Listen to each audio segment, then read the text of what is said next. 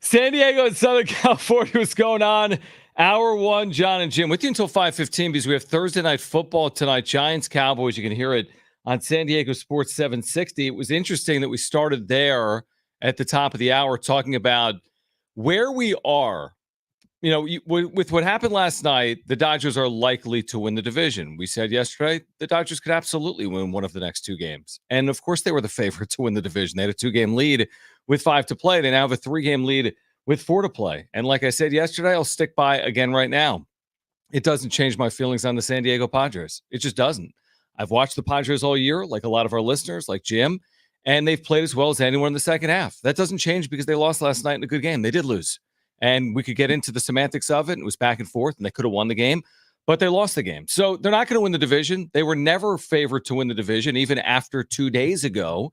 So it's very unlikely they win the division. It doesn't change my feelings on where things sit, which is they've got momentum. They're capable of beating the Dodgers. They're capable of beating other teams in the National League. And they're going to have to do it arguably the hard way, probably through the wild card round. You could argue if it's the hard way or not, but doesn't change my feelings on the team with what happened last night, even though you would have liked to win the game. Yeah, we all know that the Dodgers are a good baseball team. Yeah, exactly. And I think the Padres are too. To sweep them at Dodger Stadium was always going to be a very difficult task. You know, you gave yourself a chance with winning game one, which is the most important. And then last night was a good game. Good game. Ohtani beat you. I mean, if you want to go back, the mistakes they made last night, they walked too many batters, and Ohtani beat you. And maybe if you're going back in revisionist history, maybe you say, look, we're just going to stop facing Ohtani because Mookie sucks right now. And if we're going to lose to somebody else. We're not going to have Ohtani beat us. But he did last night. And it was a close game. You know, I saw people like, oh, I can't believe they celebrated the night before. They should have all gone to bed early and not drank and not have a celebration. And it's like, guys, stop. They played a tough game. It was back and forth. I mean, they had the lead in that game. It kind of felt eerily similar, the start of that game to game one, where they go down early, you know, starting pitchers kind of on the ropes a little bit, and they get out of the jam, and then they score 2 runs right away. They have a 2-1 lead, and they just walk too many guys. But all in all, it's playoff baseball now, so you got to, like, think in your mind, the sweep that they needed to have, it was just always unlikely to happen. You wouldn't have needed so many things to go your way. But they still have a good chance tonight to lock up the 4 seed, which is important, and make sure that they don't celebrate against you tonight. Yeah, those are the things that you're looking at here tonight. And I would say this, like, if your path to winning the division was winning 10 consecutive games, right, then that's like a ridiculously narrow path that basically no team has really ever done. So, like, to me, that wasn't like a very realistic path to winning the division. It would have been amazing. It would have been like the greatest 10-day stretch in the history of the franchise, but it didn't happen. And now you move on. And they've got these 4 games. You're right. I think if they win one of their last 4, they're the 4 seed. So they got to win one of their last 4 games to be the 4 seed. Even if they don't win one of their last 4 games, they're likely going to be the 4 seed. And I'm thinking about Tuesday at Petco Park. That's what I'm thinking about right now. If you get better than that, amazing. If you win the next 4 games, if the Dodgers lose a series in Colorado and fall flat on their face, so be it. But I'm thinking about next Tuesday at Petco Park. I'm thinking about tonight, like you said, maybe preventing the Dodgers from celebrating. But yeah, I think the world's still spinning. I'm not concerned if I'm a Padres fan if they don't win the division, because they were never, for one day this year, favored to win the division. And that includes heading into last night. Never a favorite to win the division. No, and all you wanted was to have a chance at potentially winning the division, and you gave yourself that. Like, to think the Dodgers are going to lose, what, they need to lose 4 straight here? No, they would need to lose 3 or 4, and you need to have to win 4 in a row. Mm-hmm. I mean, unlikely because Arizona is not a bad team; they're a good team, and to think that they're going to just roll over versus you this weekend, probably unlikely. But I still feel really good. Like, I'm not upset. I'm not coming in here today being like, "Oh my God, I can't believe they're potentially not going to win the division now." Like, are you serious?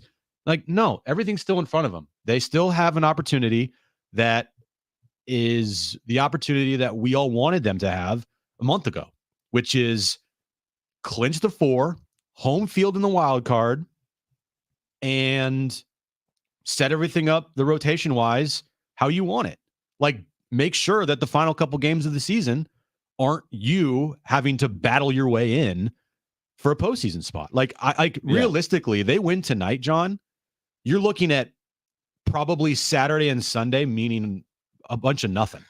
Well, not necessarily, because if you win tonight, you'd actually have more of a path to chase it down than if you lose tonight. So, like, the question is, do you want to go down the path? Right. I heard Mike Schilt last night say he kind of discounted the idea of winning the division, truthfully. I mean, he didn't, but I'm reading between the lines where he's like, yeah, we could still win the division, but, you know, we still have a lot to play for, and we've had a really good year. Like, honestly, if I was in the Padres' shoes, I would not be putting everything into these last 4 games and using all my starters and all my high-leverage relievers and then putting myself in an unfavorable position on Tuesday. Now, of course I would if all of a sudden I look up Sunday and I control my own destiny and I've won 3 straight and they've lost 3 straight, or even if I'm within a game of them on Sunday. But, I mean, I think you got to be honest with yourself. I go to FanGraphs right now. There's a 1 in 100 chance of the Padres winning the division. 1 in 100, maybe. Maybe it's less than that. You got to be honest with yourself. Are you going to chase down the division, or are you going to be smart and try to go win a World Series in the postseason? You can't win a World Series these 4 days. You can starting Tuesday. That's how I look at it. So schedule-wise, right, they win tonight. They lock up the 4 at worst. Right. Then tomorrow in Arizona, they are going to, play like their A starters, right? Sure. Like they're going to try to win that game. They're going to have, goals of if we do this tonight, we could win the division. But if the Dodgers beat the Rockies tomorrow, that's where you probably punt. That's when it's over. Not technically.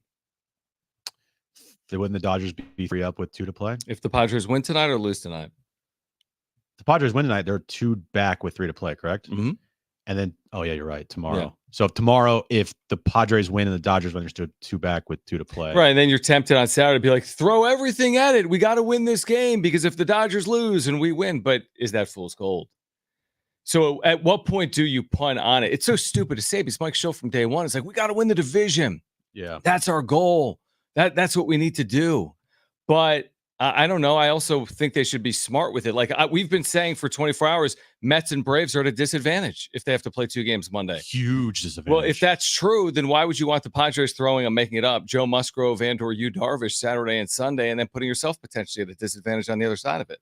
I think the best scenario to have, it would be winning the division. Sure, and I agree. And getting the bye week and getting ready to go next Saturday at Petco Park. Mm-hmm.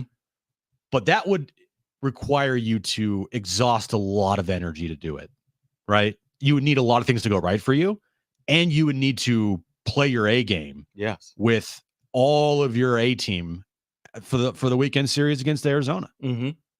And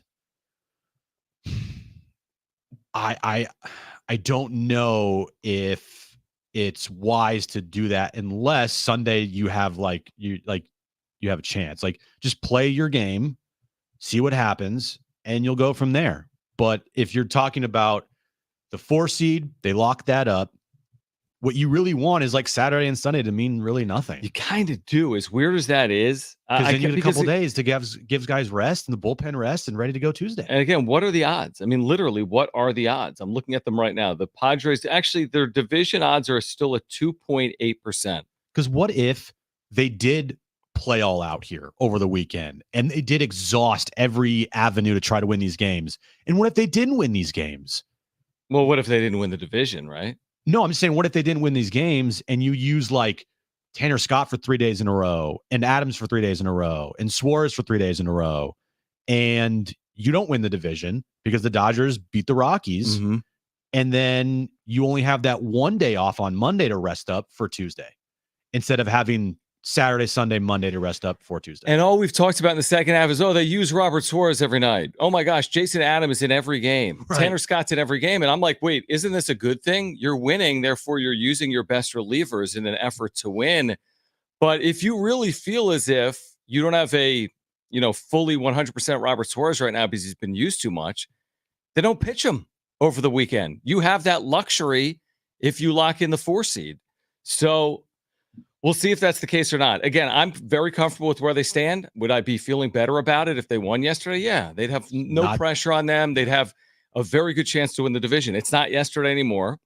They went from having a realistic but unlikely path to win the division to a 1 in 50 right now per Fangraphs, 2.8% chance. A 1 in 50%, 1 in 50 chance of winning the division. I don't put my effort into 1 in 50. I put my effort into 49 of 50, which is worry about Tuesday at Petco Park. Yeah, worry about Tuesday.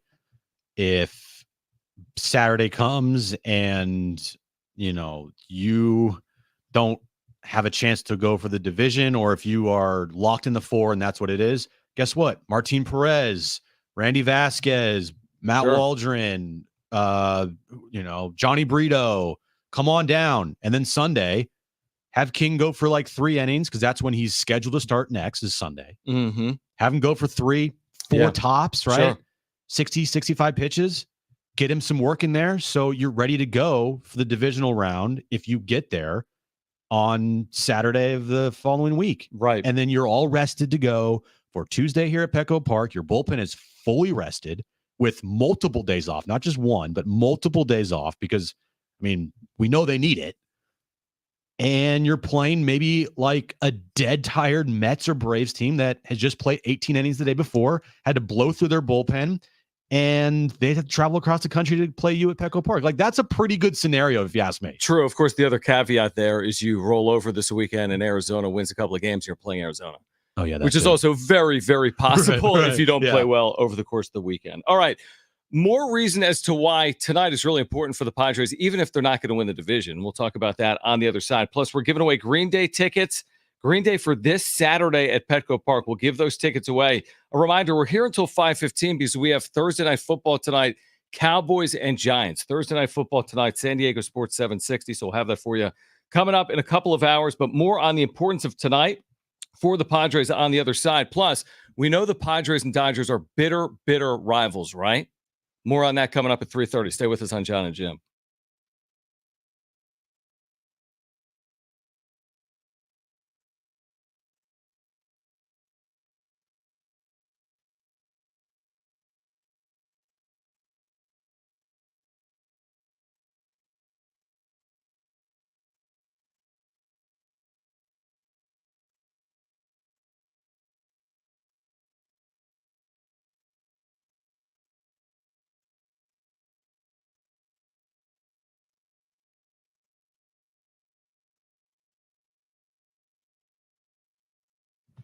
Hey guys, it's Jon and Jim, and it is an amazing time of year. We're days away from the postseason. NFL, Thursday Night Football is tonight. Of course, college football as well. Making picks on Underdog is straightforward, and sign up is even easier. And with Underdog, you can win 325 times your money just by choosing higher or lower on your favorite player's stats. Yeah, just head over to Underdog's simple-to-use mobile app or UnderdogFantasy.com. Sign up with promo code Jon and Jim, JONANDJIM, and Underdog will give you a free pick to use on your first cash pick'em entry, plus up to $1,000 cash bonus when you deposit Jon this week.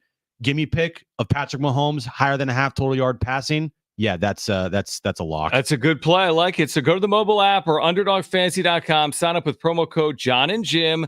That's Underdog Fantasy, promo code JONANDJIM to claim your new customer special of a free pick and your deposit offer. Must be 18 years or older and present in a state where Underdog Fantasy operates. Terms do apply. Concerned with your play? Call 1-800-GAMBLER or visit www.ncpgambling.org.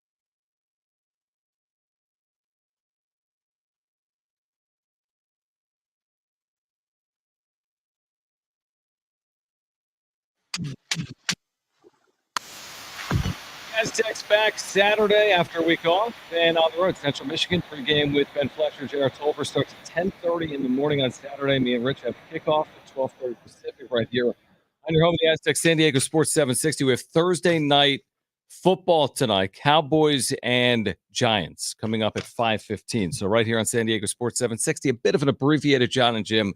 We will have Thursday night football for you coming up tonight at 5:15. We're getting ready for Padres and Dodgers. The A's have played their last game in Oakland. That game has wrapped. They have won it in front of 46,000 people. Their final home game, they will play a road series this weekend. Their final 3 games is the Oakland A's. But quite a scene in Oakland. All kinds of stoppages, like smoke bombs on the field, fans running onto the field during the game. There's a Brent Rooker at bat in the 7th inning that had multiple stoppages that took minutes to play out. But a bit of a surreal scene that we've seen play out in professional sports before. Final game, franchise moving. Oakland has felt it more than any other city in America. Warriors, Raiders, A's. I mean, this was once like one of the capitals of the country for professional sports. The question now is, will they ever have another professional sports team again in the Big Four? It's probably unlikely, at least in our lifetimes. It's the one instance where, I mean, the Chargers thing with Dean, right? And this is comparable, right? Oh, you have an owner Very who comparable. is incompetent, just did everything in their power to force their way out. Exactly. Yeah. Did not want to stay. Didn't do what's necessary to stay. Had no business savvy about them. Couldn't get deals done.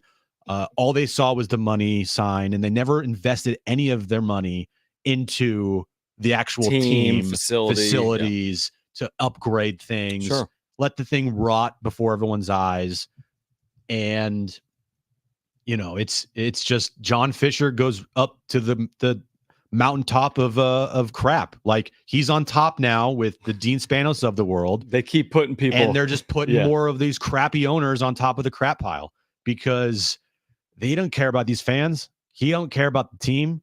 He doesn't care about the city. He didn't care about the history of the A's. He acquired the A's and never put an ounce of significant money into them.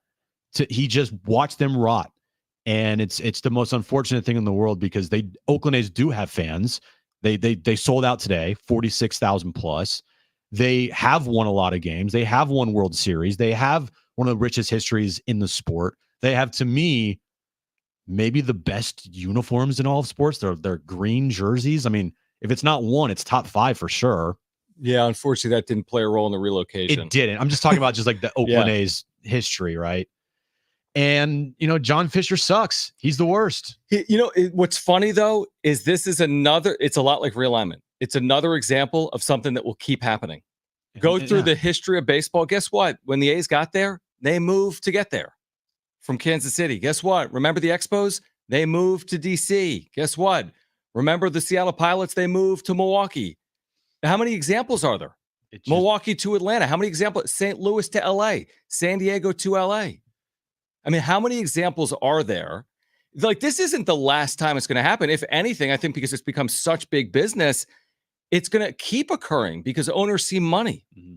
And is it right? Of course it's not right. It wasn't right in San Diego. And can they make as much money in Oakland as they could make in Las Vegas? The answer is probably not. But if the end-all be-all is the bottom line, that's your legacy. The first line in an obituary for someone like Dean Spanos or John Fisher is Dean Spanos, the owner of the Chargers, who unceremoniously moved the franchise after 50-something years from San Diego to Los Angeles. Same thing with John Fisher. If you can live with that when that's what you're going to be remembered for, then more power to you, and you can make some money. But at the end of the day, is it solely about money? And I think if you follow professional sports, the answer a lot of times is yes. Yeah, you will always be remembered as the person who ripped the heart out of this team's fan base because of money. And you are going to be a figure that will be vilified and never beloved for the rest of time. Like, your name forever will be like a curse word. Mm-hmm. It will be, you mentioned John Fisher, that's that guy. You mentioned Dean Spanos in San Diego, sure. That's that guy. And that's what their legacies will be. It will never be remembered for anything that they wanted or hoped it to be. 100%. It will be remembered for ripping the heart out of a team's fan base in a city because they're too incompetent to get anything done. And then what does the other side look like? You know what the other side looks like? Nobody will ever. Here's the thing: there's the memories from this, and then everyone forgets about Oakland. It's the same thing in San Diego. There's the memories from the time the Chargers were here. You think anyone's ever going to like? The NFL's not going back. We've all spoken on that before. Major League Baseball's not going back to Oakland. Once it's over, it's over. I mean, you're a generation away from anything else potentially right. I mean, Oakland in a 10-year period has lost the Warriors, Raiders, and A's. Like that's just a fact. Yeah. That's never happened in any American city ever. And I mean, it's not just all on the team. Like the city has something to do with as well. I talk about San Diego like it wasn't just all Dean Spanos. The city had a part in that as well. But Dean was the driving force in moving the team. That's for sure. John Fisher's the driving force in ripping that team out of Oakland. And to bring it like back locally here, it just reaffirms how much Peter Seidler meant to the fan base here, because what he did do is the complete opposite of what John Fisher has done while owning the A's, and the complete opposite of what Dean did while he was here. And that is invest into the team, because the fans are what matters the most in professional sports. I know that the money and the dollar signs, that obviously has to be taken care of, but that's behind closed doors and no fan gives a crap about that. Right. Like it's true. Like what's the indicator in terms of movement? Is it the fan base or is it ownership? Donald Sterling is among the worst owners in the history of American sports. He owned a team in San Diego that left. Dean Spanos is among the worst owners in the history of professional sports. He owned a team in San Diego that left. Then Peter Seidler, who invested.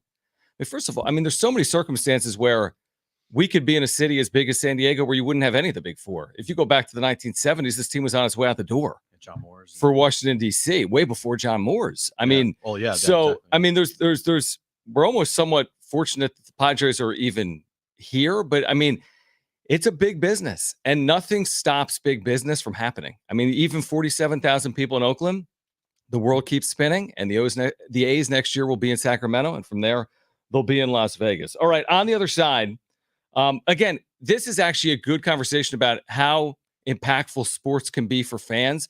Do the actual players feel the same way the fans do? An interesting podcast from earlier today that we'll explain on the other side. We're here until 5:15. Giants, Cowboys, Thursday Night Football coming up. We've got Green Day tickets to give away. It's Jon and Jim.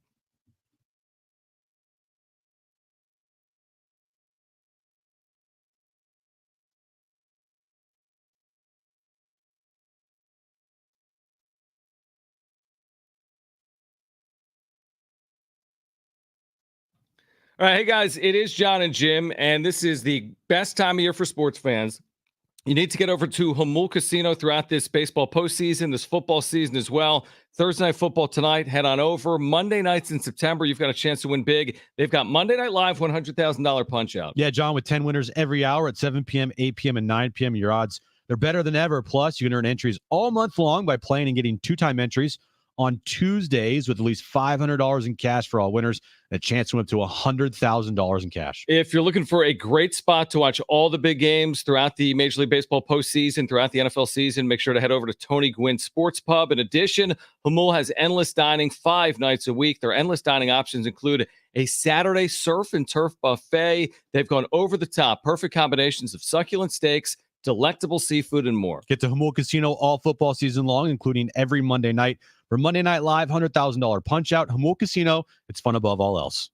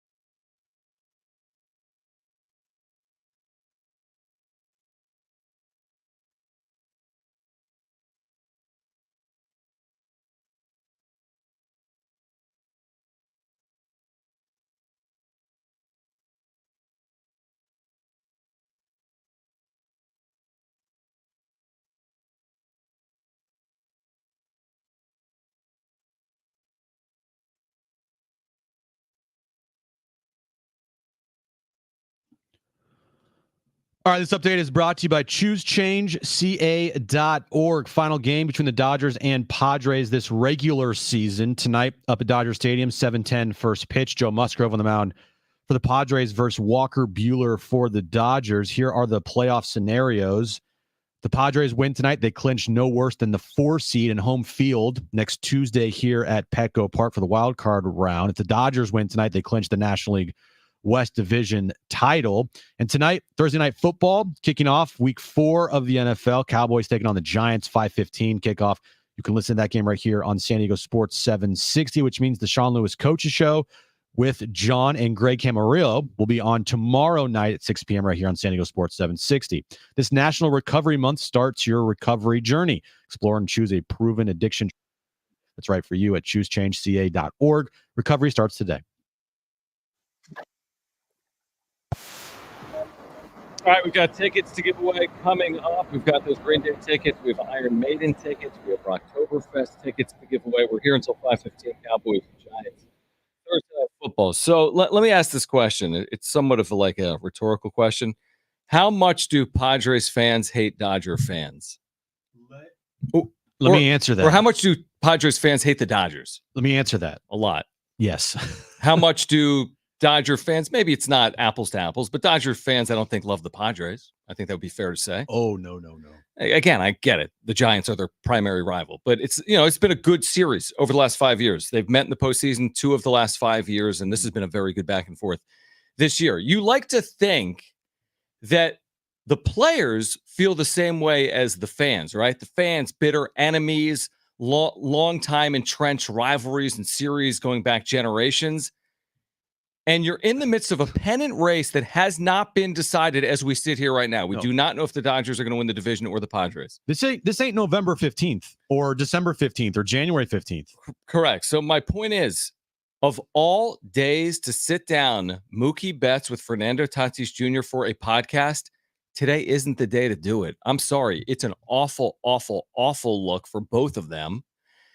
Let's hear some of this. I mean, this is utter insanity. What world are we living in? You mentioned off air 45 minutes ago in front of me, like, is Michael Jordan sitting down with his fiercest rivals? Johnson during the 91 finals. John Stark, Reggie Miller. I mean, give me a break. This is Mookie Betts and Fernando Tatis Jr. Why on earth are they doing a podcast together? They actually answer that.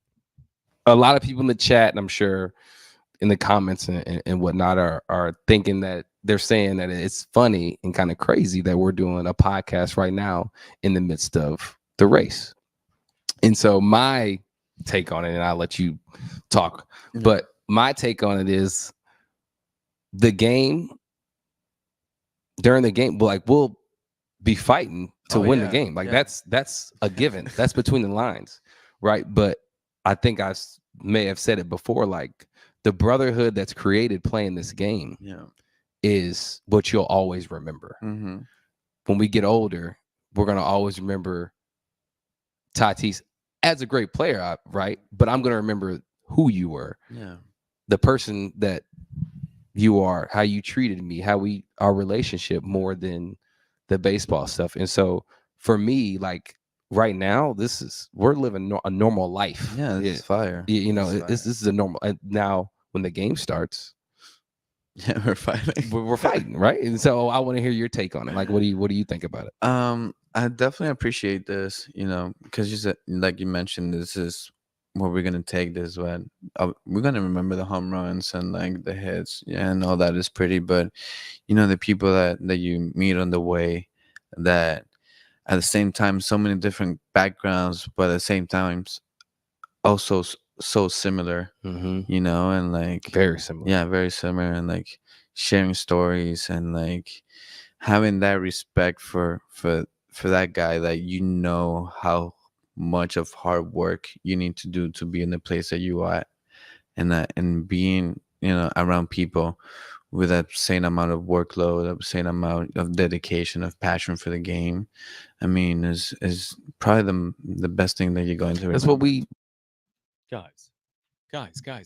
What are you talking about, A?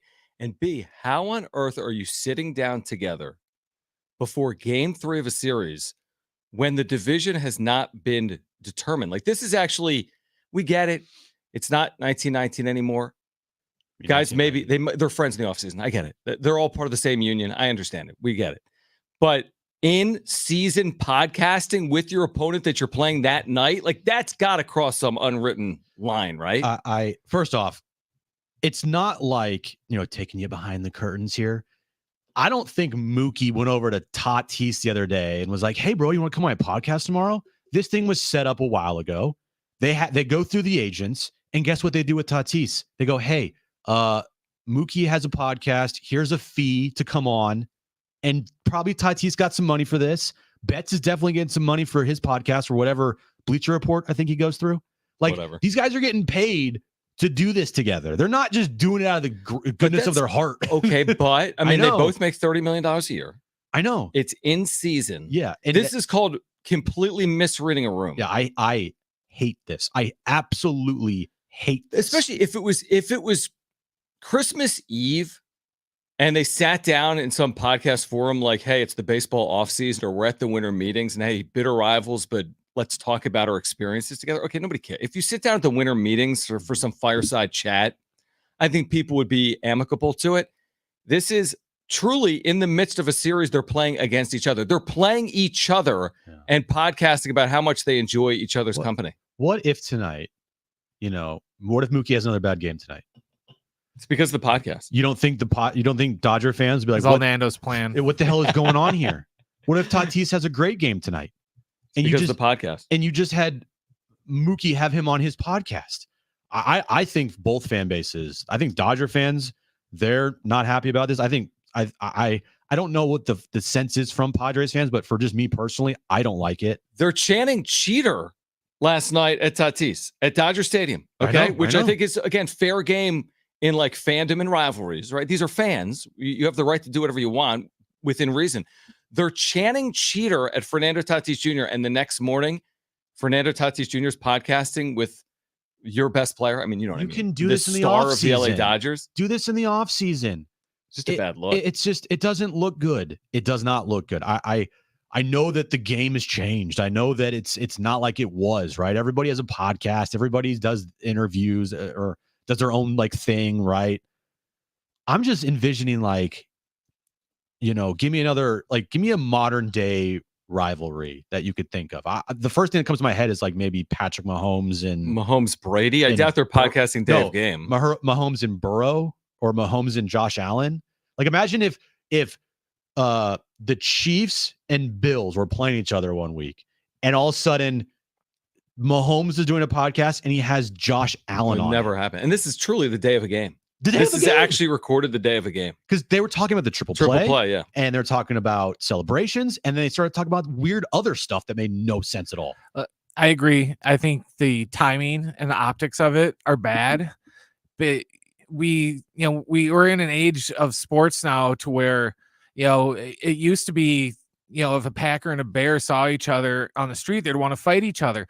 Now they're exchanging jerseys after every game. And it's like that in every sport, NBA, you think in Jordan's era, he's exchanging jerseys with Isaiah Thomas. No, but in every sport now, it's like, oh, okay, here we're not rivals anymore because we're all in this sports brotherhood and we're going to exchange jerseys and we all love each other. Unless we're playing wink, wink, then we don't. But you got to at least pretend as if in season you don't have these type of tight knit relationships that should be then discussed on one of the biggest moments in Padres franchise history was this triple play that Fernando Tatis Jr. is talking to Mookie Betts about 24 hours later. Let's hear that. This was Betts and Tatis on the playoff clincher for the Padres from 2 nights ago at Dodger Stadium. Congrats, bro. This is crazy. The other day when you guys won on a triple play out of all things, like that right there in itself, that's crazy. That's crazy. That's what are the odds? Exactly. And so from right field, like seeing it, because we were in the dugout and we were all like, okay, what just happened? What just happened? Like, I don't think anybody moved off the field because we were all confused. And so from right field, like when you watched it, what went through your head? I mean, it was crazy. I was like creeping in, because it was gonna burn you. You're trying to back up whatever base or second or first base. Just see the game, And then I saw Miggy pulling back, and he just hit it to Manny. And then I just started running to second base. To the back. Yeah, to back peg. And then I just saw the dog going to first base. And then I probably ran the fastest on the game, just going to Manny like, what just happened? Yeah. Oh my, that was crazy. But I mean, that's definitely history. And like, And you clinched a postseason berth Yeah. right there. yeah. So Yeah. it was like that had to be wild. You It was can't- wild You for can't write it any better than that. it was wild. It was wild for Mookie. everyone. Mookie, what are you laughing at? Oh, that was so fun. You guys clinched at our expense on the triple play at Dodger Stadium. So cool. No, I think it's funny because I do hate the Dodgers. I do not like the Dodgers at all. We all know this. You don't? No, I don't. Oh, you're going to change So- your position just so- like that. I think in this whole podcast, this looks way worse on Mookie than Tatis. Oh, 100%. Way It worse. looks way worse. Now, Tatis, I would say this. It's like sometimes you're guilty by association. What are you doing there, man? He got paid to Sometimes, do it. sometimes he's not doing it for the money. I know, but he's only doing it because, like, do you think he's doing it Why out is of he doing kindness it? of his heart? Why is he doing it? Why do you think he's doing it? It has nothing to do with the money. I think that There's no way it they're helped doing it get for him the- on there. No way. I think he's doing it because he's like, oh, Mookie Betts wants me on his podcast. I really do. I don't think he's like, oh, you know what? Oh, now that they're going to up the ante and make it $15K, I'm in. I don't think that's the reason he did it. I think he thinks it's a good way to market and brand, and they think they're cool in doing it. They're fine to have podcasts. That's not the issue at all. Yeah. To have it with each other during a series when the division title is actually on the line is insane. It's insane. I love Tatis. I love Tatis. He's like my favorite player. It's insane. Yeah, I love Tatis. I just wish that like to Brent's point, it's a different game. It's not the game of the 1990s or before that. It's not even close. It's all buddy stuff now. The fan bases hate each other, but the players don't really care. It's not a rivalry to them. It doesn't matter. And I think the timing of this is horrible. Like, if you guys want to do a podcast, do it after the season. Exactly. Do it but man, dude, if you're a Dodger fan, It looks worse. it looks yeah, way does. worse on Mookie. Tatis, yeah, but Mookie here is the one you're like, bro, you are sucking right now, and you're laughing it up with Tatis after they just, celebrated on your field. A week before the postseason that's supposed to like define the franchise. I mean, the Dodgers are trying to win a World Series after disappointing exits in each of the last 2 years. Congrats on the And triple you're play, bro. podcasting with your rival. It doesn't make any sense. All right. On the other side, is it over or not for the Pac-12's expansion efforts out east? We have the latest on that. Plus, still to come, your chance to win tickets to see Green Day with the Smashing Pumpkins. This will be Saturday at Petco Park. We have Green Day tickets for you Saturday at Petco Park. Plus, Cowboys-Giants Thursday Night Football right here on San Diego Sports 760. Coming up at 5:15 is Jon and Jim.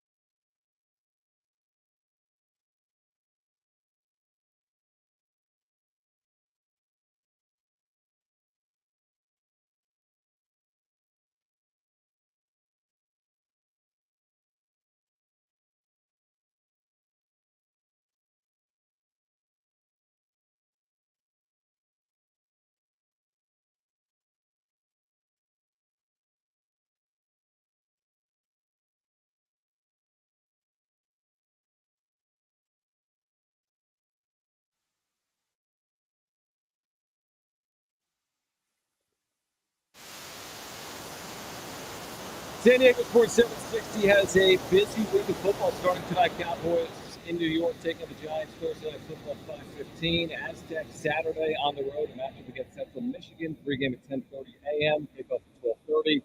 Next Sunday we've got an NFL doubleheader for you. 10 a.m. Bears Rams. Followed by Browns Raiders.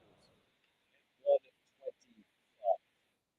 All right. So where does the Pac-12 go from here? If you have not been paying attention, I have. Okay, that's one thing I can guarantee to you. It's the classic paying attention so you don't have to. Exactly. Or listening so you don't have to. You don't have to pay attention to all the odds and ends. I have consumed all of the content in the free world. Here's the update. The Pac-12 has 7 schools committed. They had 6 after the block of 4 schools from the Mountain West: San Diego State, Fresno State, Colorado State, Boise State. They added Utah State, but they need 8 to be an FBS conference eligible for the college football playoff. Mount West, by the way, is down to 6, plus Hawaii, but whatever.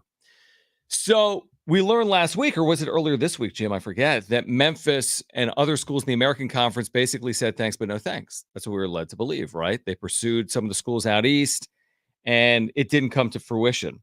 Well, today, the Memphis AD, Ed Scott, had a press conference talking about Memphis's decision not to go to the Pac-12 and, at least for the time being, remain in the American Conference. So has Memphis turned down the Pac-12 for good or not? Here was Ed Scott, Memphis AD, earlier today. A lot of folks, and some of you in the media, is that a lot of folks, and some of you in the media, candidly, want us to go to be great, and sometimes you got to be great to go. Right. And so when I hear people say, I'm not going to buy tickets, I'm not going to support the programs, you're not really hurting me. You're hurting the student athletes. Right.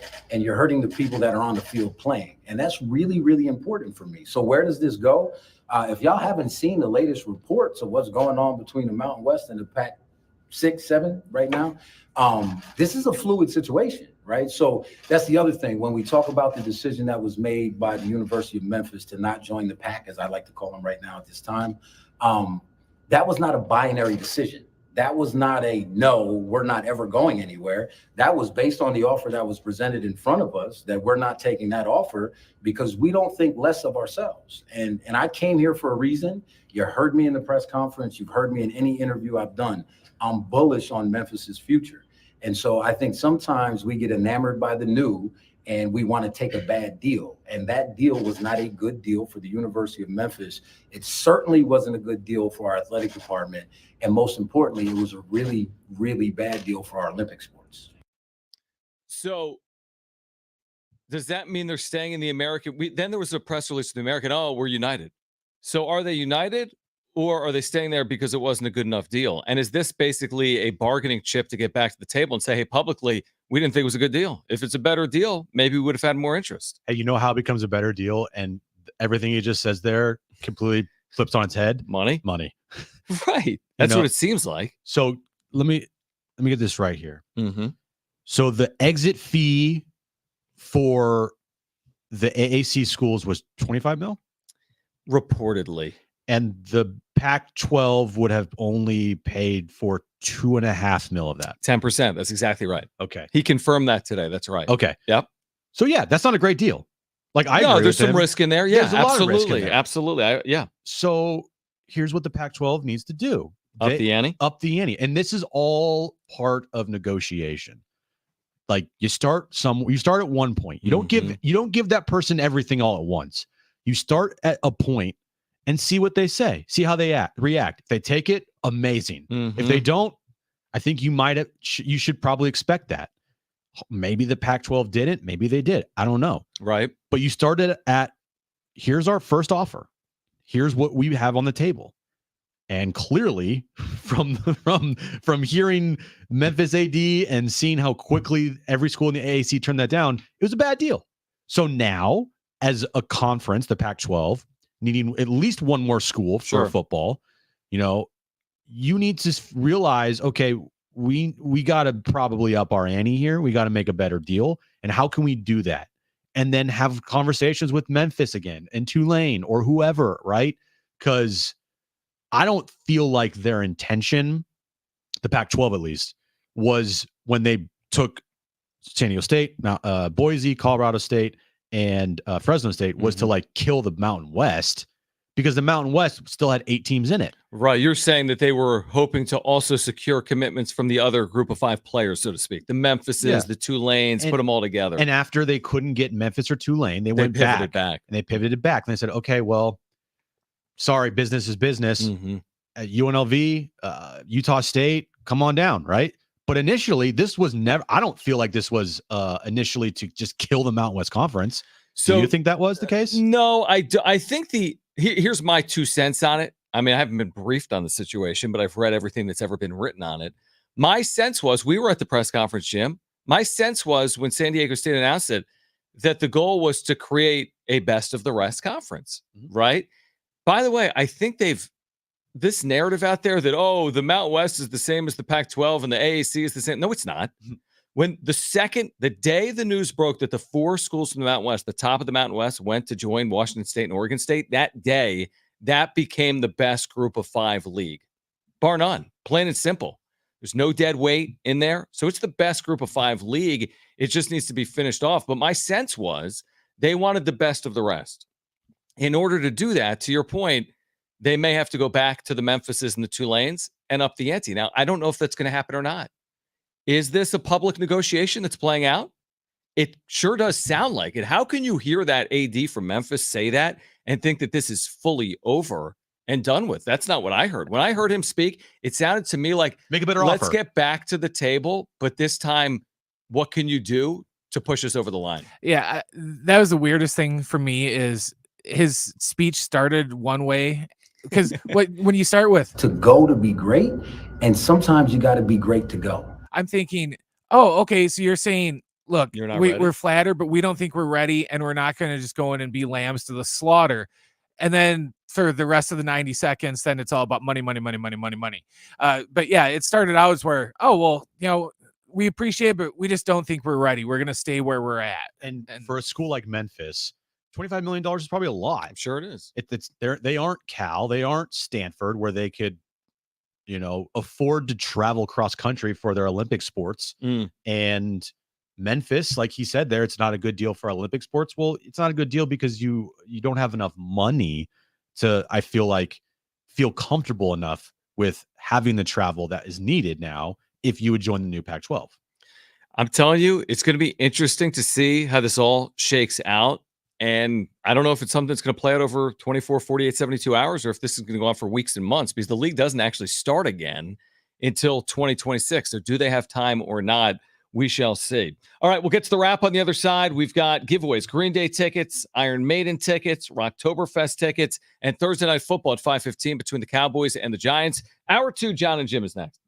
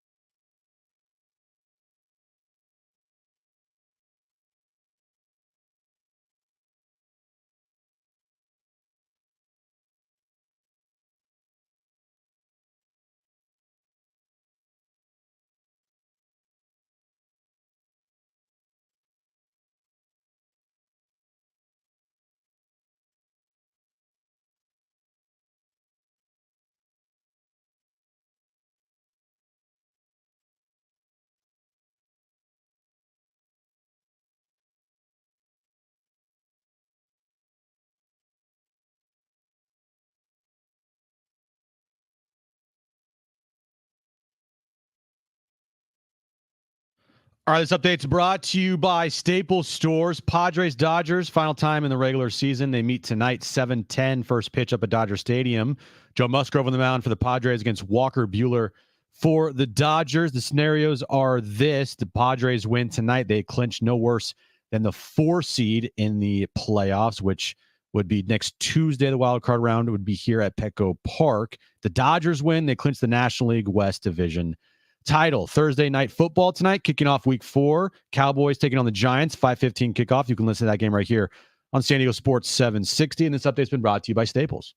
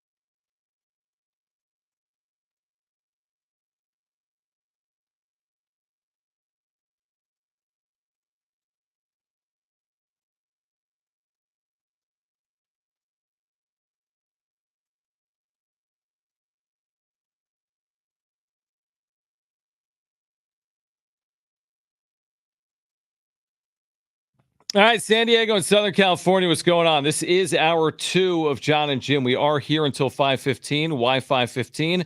Thursday night football, Cowboys Giants. So I'll have that for you in about 75 minutes. We're 3 hours out, Jim, from Joe Musgrove, Walker Buehler, and a chance for the Dodgers to clinch the division should they win. The Padres' motivations are pretty clear. I mean, you're not winning the division tonight if you're San Diego by beating the Dodgers. In fact, you're still a significant underdog in winning the division. But nobody needs to see the Dodgers celebrating tonight at Dodger Stadium, especially not the Padres at their expense. Well, Padres fans don't want to see the Dodgers celebrating. Maybe Tatis is fine with it, but like post-celebration podcast tonight, guys. No, Tatis isn't fine. He won't be on tomorrow. No. Congrats, bro. No, he won't. And but that's one thing that I actually really like about Jerkson Profar. At least, No, he's not podcasting. I don't. He's like the ultimate like. F you, I'm gonna like that's what it comes off as. Seems like it. I agree. Maybe like they said, in between those white lines, we hate each other. Okay. So you don't think Pro's gonna do Will Smith's podcast? Yeah. Can you imagine that? I don't think The so. catcher, not the actor. Yeah, I don't think so. What if Mookie called out like one of the players in the Padres as being irrelevant? Would Tatis still do this podcast? Like, what's going on here?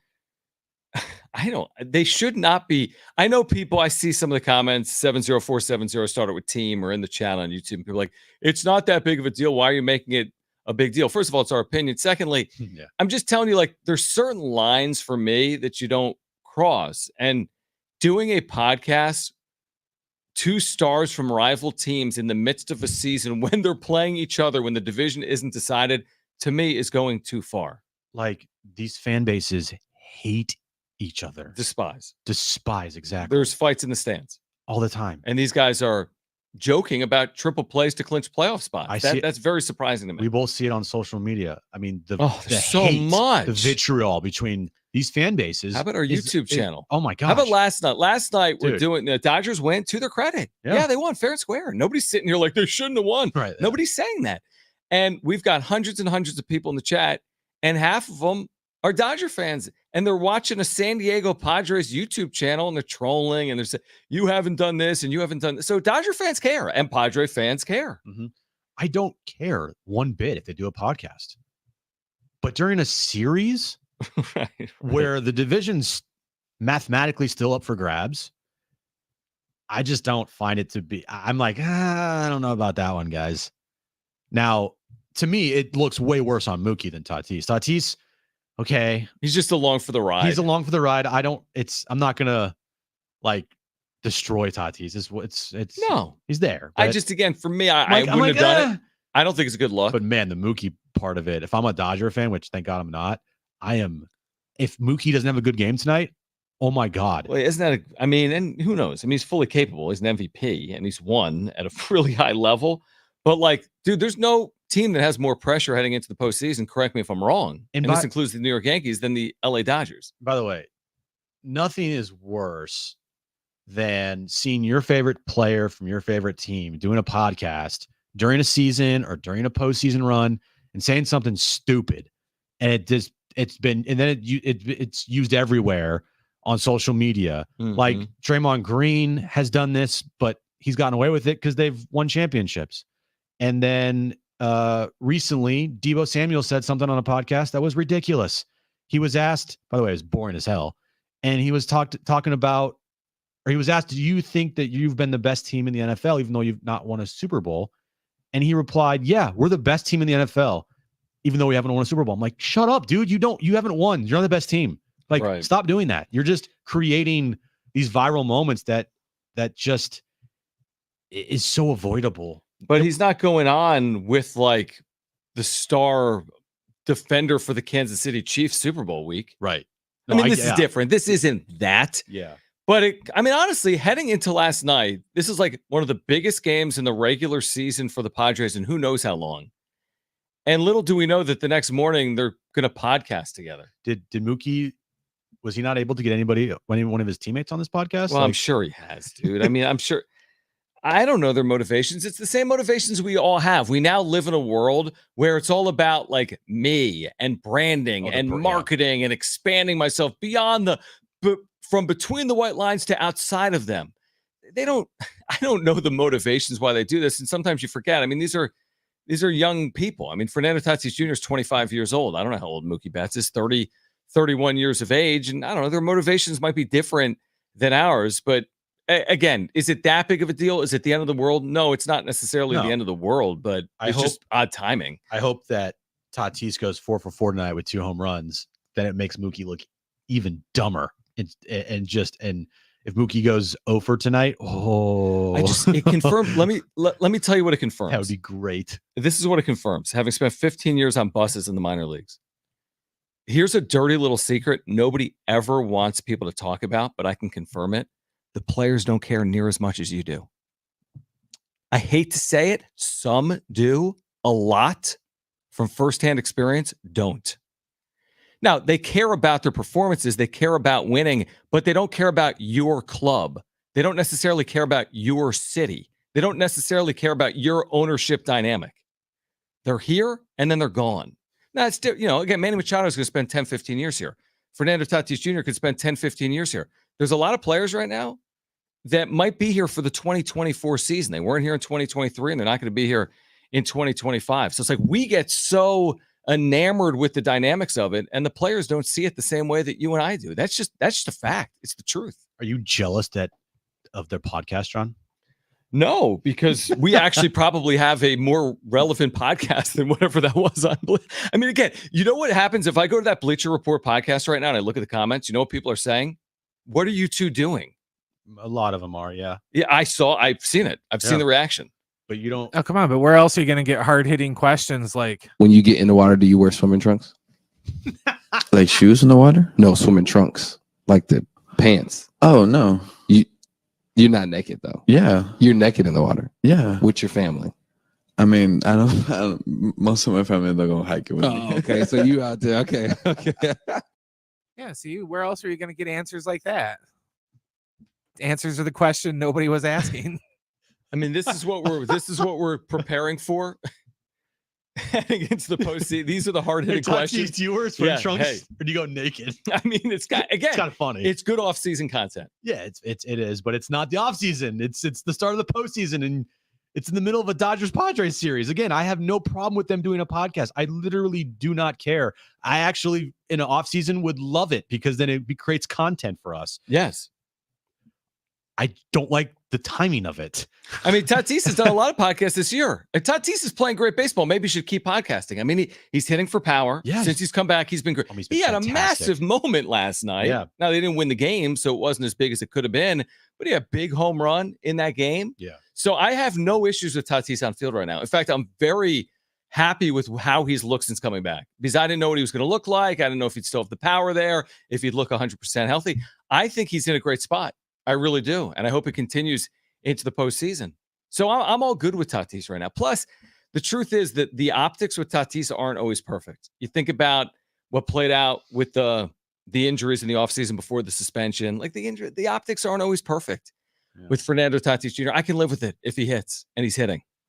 So it is what it is. Yeah, you just as a fan base, you just wish you had those like rivalries with the players just like disliked each other. You just like as much as I dislike the Dodgers, I wish that my team would dislike the Dodgers as much. And I think, listen, not to discount it entirely. I mean, look at what Machado told Dodger fans years ago. Like, we'll win a World Series before you. I mean, Machado cares and understands the dynamic. He's played for both franchises. He's been here for more than a half decade. Fernando Tatis Jr. has been here for 6 seasons.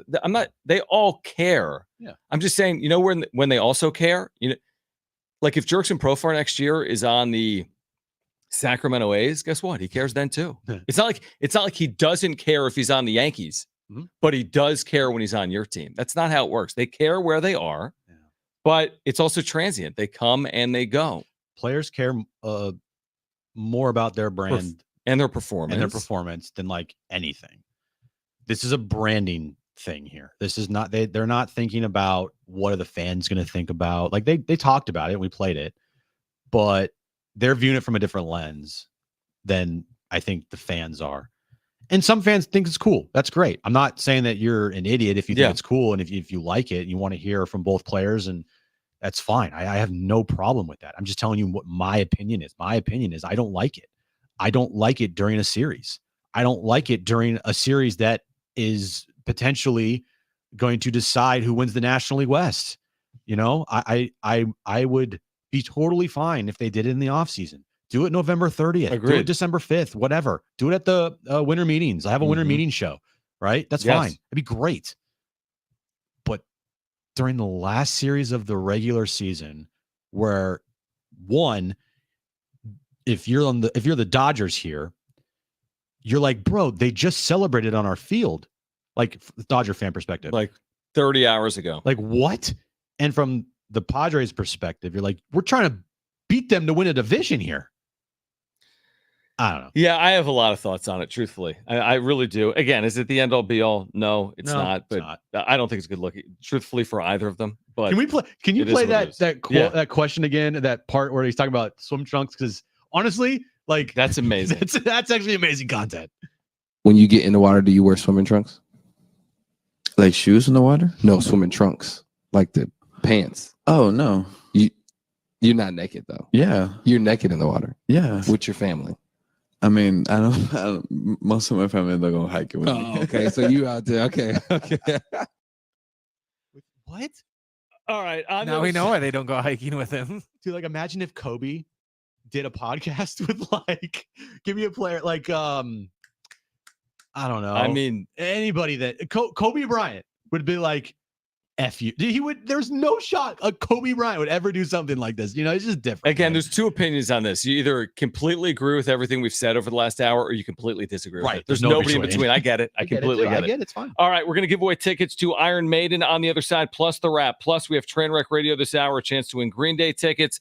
Giants, Cowboys coming up at 5:15 as well, right here on San Diego Sports 760. Stay with us.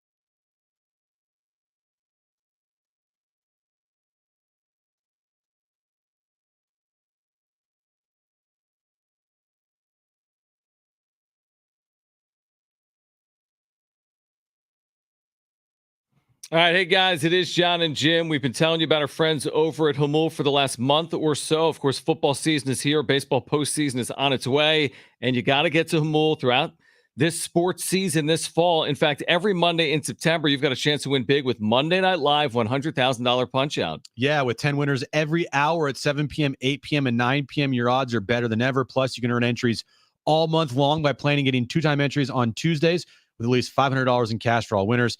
a chance to win up to $100,000 in cash. Tony Gwynn Sports Pub is So the good. place to watch the games. They have incredible food as well. So you get there for the games. They've got great food and drinks. In addition, Humul has endless dining 5 nights a week. I'm talking about a Saturday surf and turf buffet.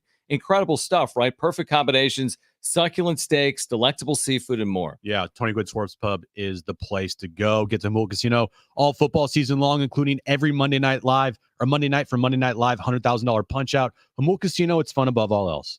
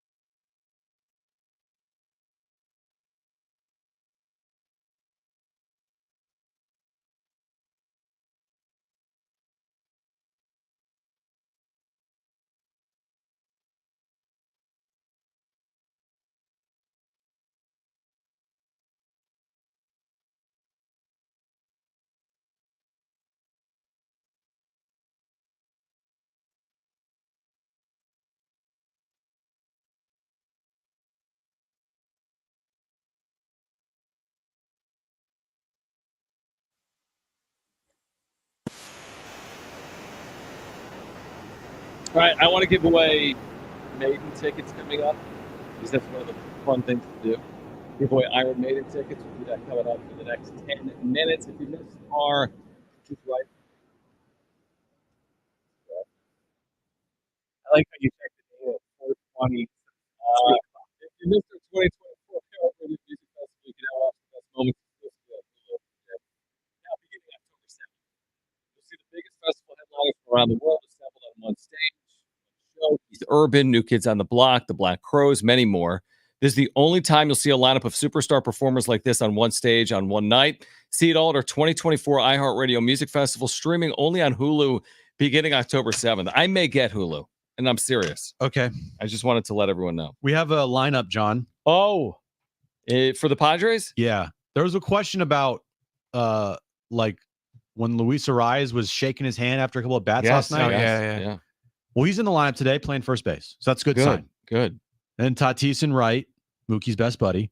Profar, Manny, Merrill, Bogarts, Cronenworth. David Peralta's in there as the DH today. Donovan Solano's been struggling. Oh, he's really struggling. He's struggling. He struck out last night with the runner at second to tie the game.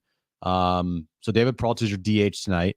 And then Hickey's behind the plate. And, of course, Joe's on the mound. Now, again, I heard what Mike Schultz said post-game, and he didn't say division's over. He would never in a million years say that. But what he was saying or the way he was saying it, to me, sounded like a guy that didn't have all of his focus on winning the division, which is why would you have all of your focus on winning the division when you're 3 games back with 4 to play? Right.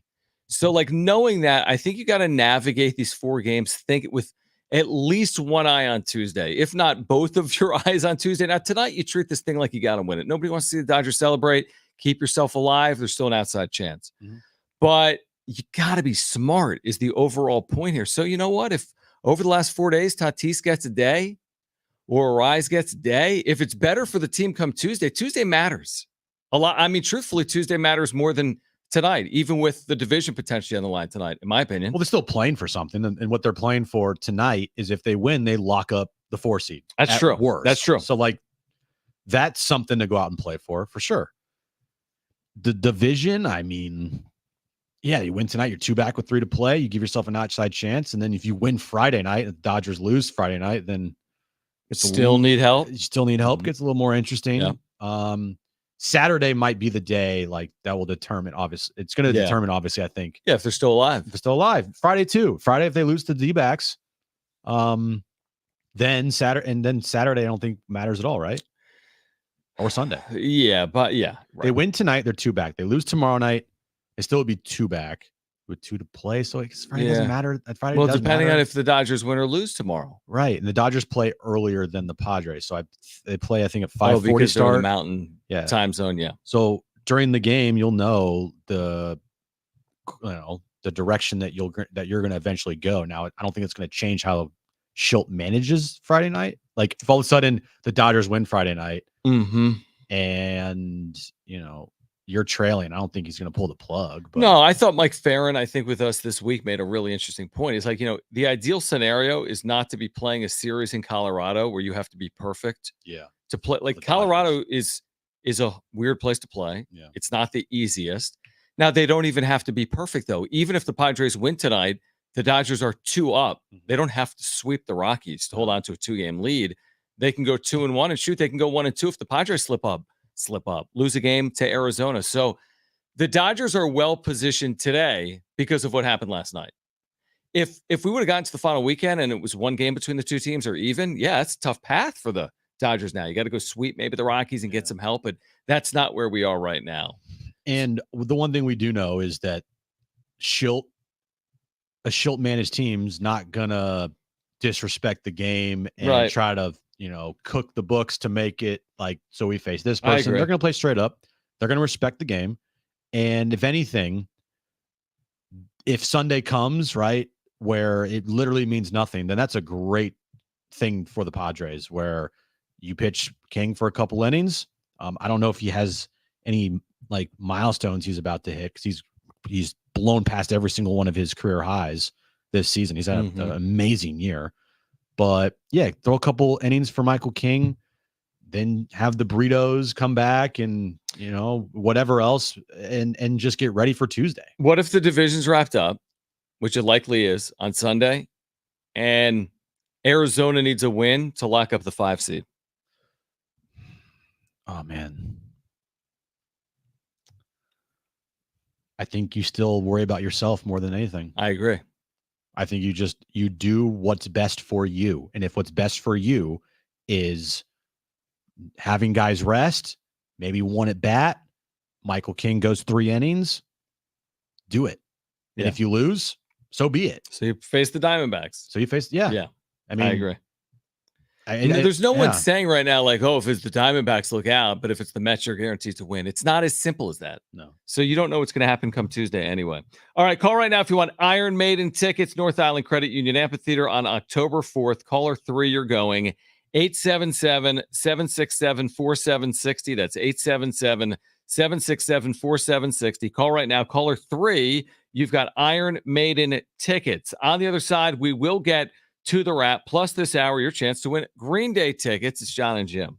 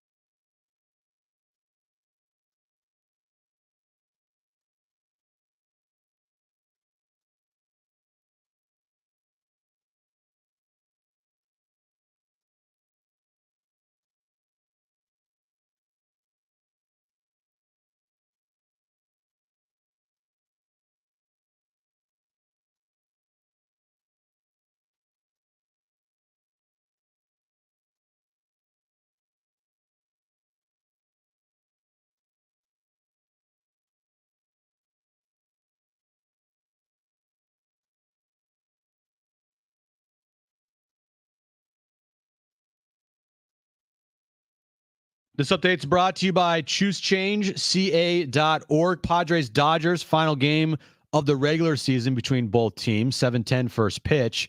Joe Musgrove on the mound for the Padres against Walker Buehler for the Dodgers. The scenarios tonight: if the Padres win, they clinch no worse than the 4 seed in the postseason. If the Dodgers win, then they clinch the National League West. Thursday night football tonight, kicking off week 4. Cowboys take on the Giants, 5:15 kickoff. You can listen to that game right here on San Diego Sports 760. This National Recovery Month. Start your recovery journey. Explore and choose a proven addiction treatment option that's right for you at ChooseChangeCA.org. Recovery starts today.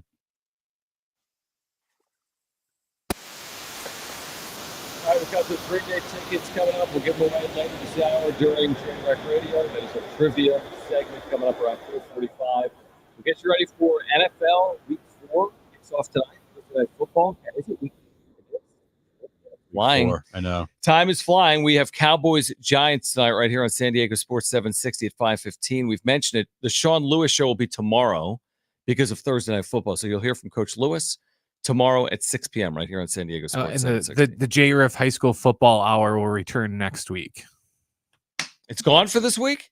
Well, we had to put Coach Lewis on at 6. But, okay, and hear me out. high school games start typically at 7, so it would have been. What about before Dan Patrick at 5 in the morning? You want to come in and run it? No. What about after the high school football? I guess you can't do after. Yeah, that's What too about late. after Thursday night football? It's too late. Too late, bro. What about a late night high school football show? No. Okay. Let's get to it.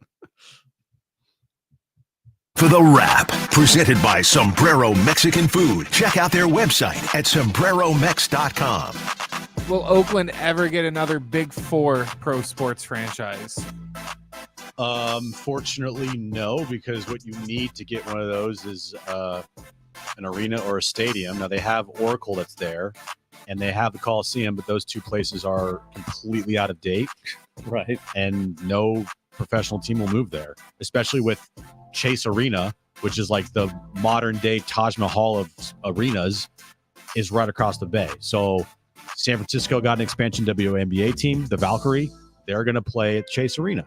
They're not going to go to Oakland, unfortunately. So I will say no. Yeah, I mean, again, within 10 years, I don't know the exact dates. Whenever the Raiders left for Vegas, it was within the last, 5 years? Yeah. So within the last 5. The Warriors going across the bay was within the last 7 years? Raiders moved to Vegas right around the Chargers. No, I don't remember. Within the last 5 years. Okay. Right? So 5-6 years, whatever it is. The Warriors went from Oakland to San Francisco, 5 to 7 years ago? No, that was after the 2019 season. Yeah, so 5 to 7 years ago. 5 years ago. And then today, that is such an awful period of time for actual fans of Oakland professional sports. I mean, that's really, really bad.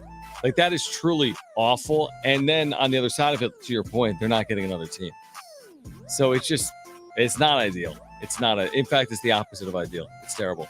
Next question. Will Marquez Cooper have 100 yards rushing this weekend for San Diego State? He's gonna need it. What's he average right now on the ground? Over 80-something yards per game? I think more. 200 in the opener. So I'll give He's him, averaging over 100. I'll say yeah, he gets close to 100, but I'm not gonna say he doesn't get over. I'm saying he gets close to it. I'll say he does. I think this is a good opportunity for him to do it. Remember, he spent 4 years in the MAC, played at Kent State, played at Ball State.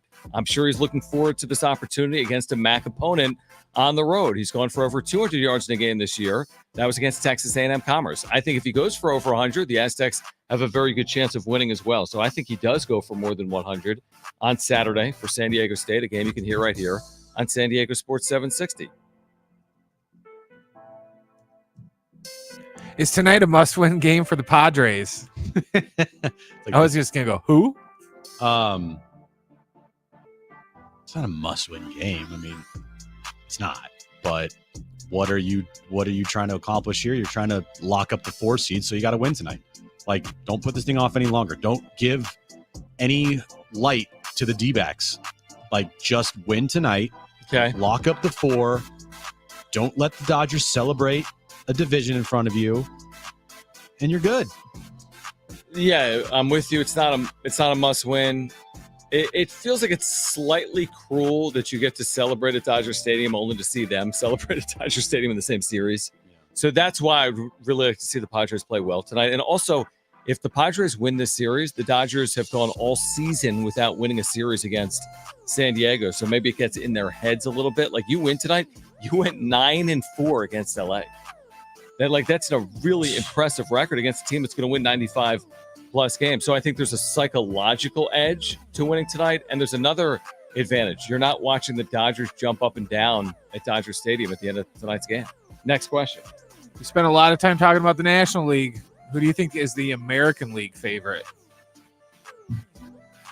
I think the Yankees are the favorite. I think the Tigers are a dark horse because they're playing incredible baseball right now. No, they're a Tiger. Yeah, they're not a dark horse. But I'll go with the Yankees as the favorite in the AL, but Yeah, that's what I got.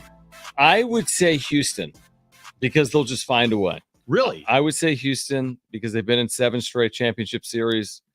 I think they'll just find a way. And I'm with you, outsider looking in. I would not be surprised at all if Detroit somehow finish this thing off. They're on this epic run to get into the postseason. They still have a magic number. They haven't locked it up, but I think their magic number's down to, is it 2? It's 2 or 1.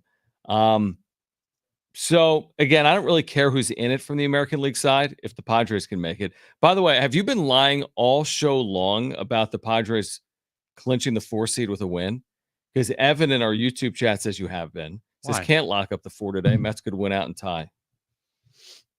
Where do you get your information from? Your head or from like an actual document? Like, do you go to MLB.com and look at clinch scenarios or you just make it up? I know the answer. I looked at the MLB Twitter. MLB Twitter? Yes. From today? And it said a win and they're the 4? I'm checking. Okay, check. I'm checking. I'm wrong. Oh, that was from Major League Bocce Ball, MLBB. How many wins? Twitter. Let's see. NL standings. The Padres record is, do we know? The Padres record is 91-67. Okay. Uh-huh. The Mets record is 87-70. Yeah, Padres can't clinch tonight with a win. This is just like a beautiful mind when all those equations would go through Nash's head. Dude, if the Padres win tonight, they have 92 wins. If the Mets win out, they have 92 wins. Guess who had more wins against each other in the regular season? The Mets.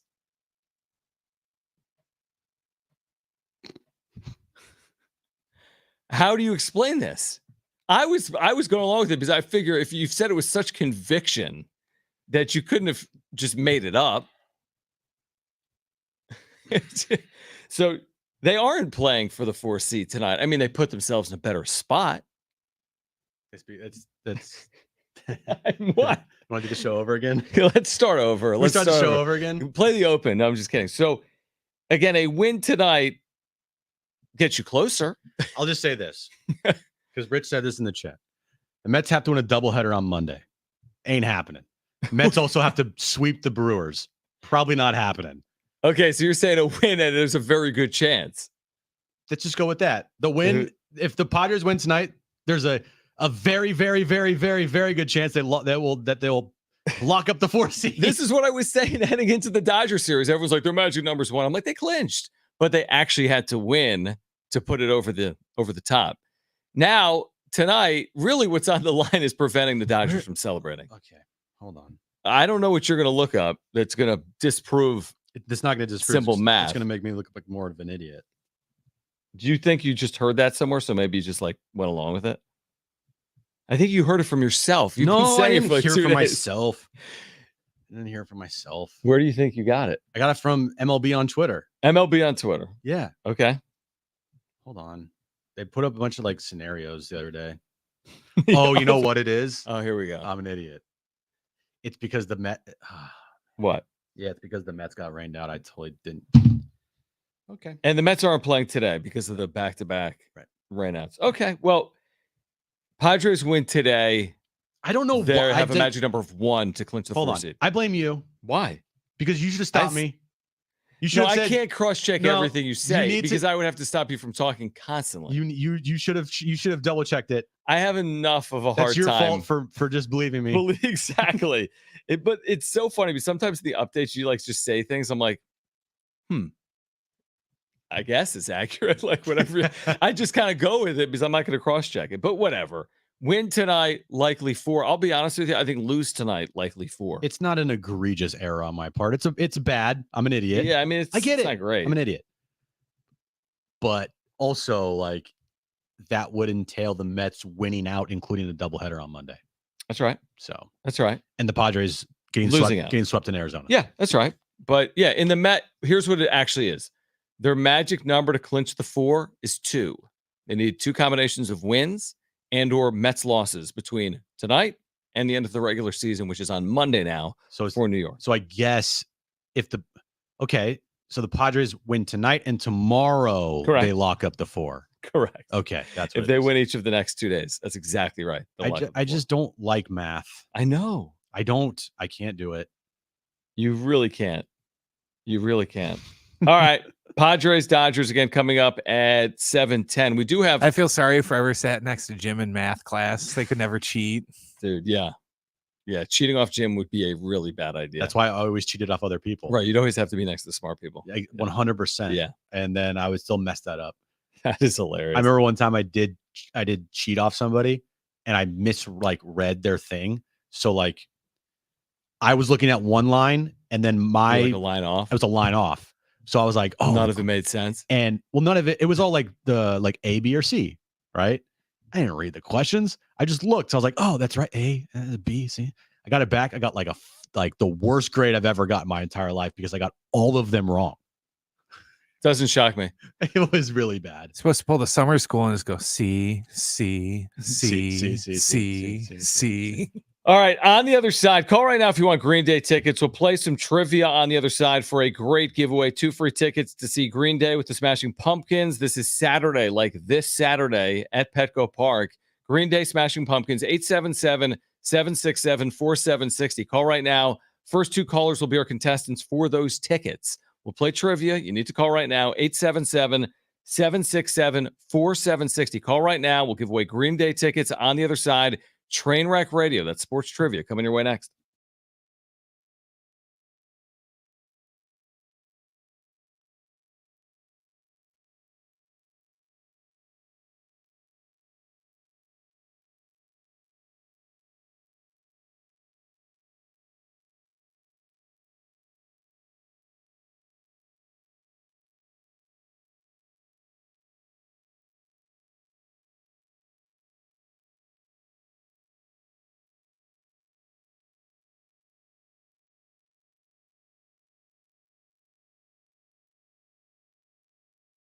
Hey guys, it's Jon and Jim. It is an amazing time of year. We're less than a week out from the baseball postseason. NFL Week 4 kicks off tonight, and making picks on Underdog is straightforward, and signing up is even easier.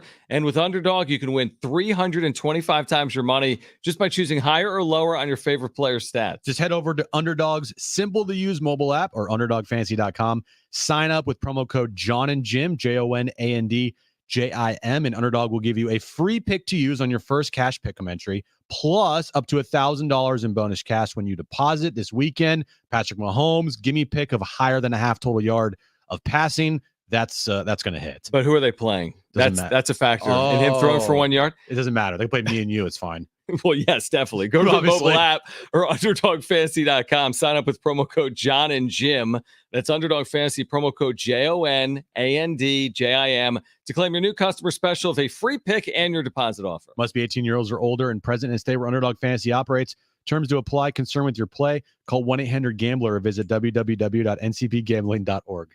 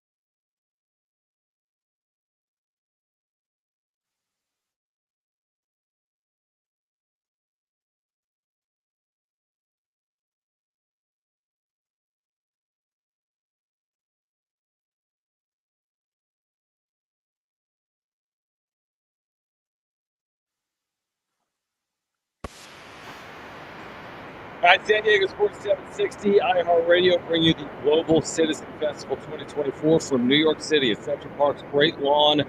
Live performances for Post Malone, Doja Cat, Jelly Roll, Benson Boone, and more, all hosted by Wolverine himself, Hugh Jackman. Join the movement to end extreme poverty now, one action at a time at globalcitizenfestival.com. Are you ready for Giants Cowboys tonight? Jim, you look like you are. If the Cowboys win, do they lock up that 4 seed? I mean, I know that they're playing on our. What's their magic number? 13. They're playing on our station tonight, 5:15. But yeah, Your focus is it's not there. not even close. Okay. I might watch less than 1 second tonight. Truthfully, Really? yeah, less than that. Less than so 0 seconds. Correct. Yeah. 0 seconds of the game. I mean, you got Padres-Dodgers, you got playoff implications, you got a lot of things happening tonight.